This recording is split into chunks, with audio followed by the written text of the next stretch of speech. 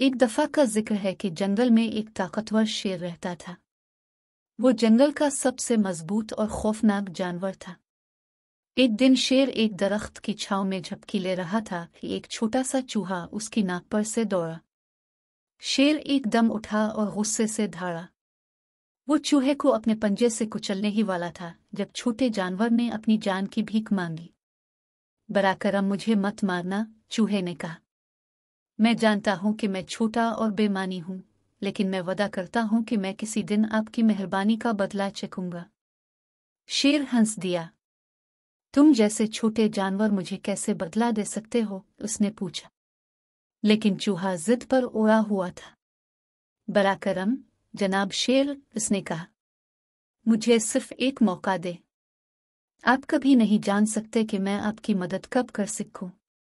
शेर का तजस्सुस बढ़ गया, लिहाजा इसने इसे जान बख्शी का फैसला किया। लेकिन अगर तुमने कभी मुझे झूठ बोला तो मैं तुम्हें अपने पंजे से कुचल दूंगा।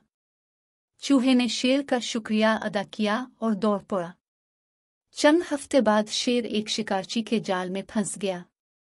वो छिलाया और जिदोजहद की, लेकिन वो खुद को आजाद ना कर सका। अभी वो यही सोच रहा था कि अब क्या होगा कि उसने एक चू चराती आवाज सुनी। इसने नीचे देखा और छोटा चूहा देखा। वो उसे कुछ फासले से देख रही थी।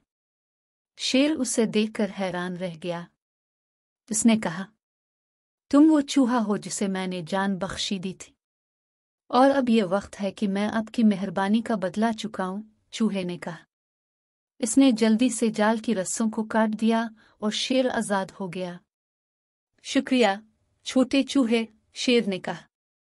मैं तुम्हें अपनी जान देता हूं। चूहा मुस्कुराया।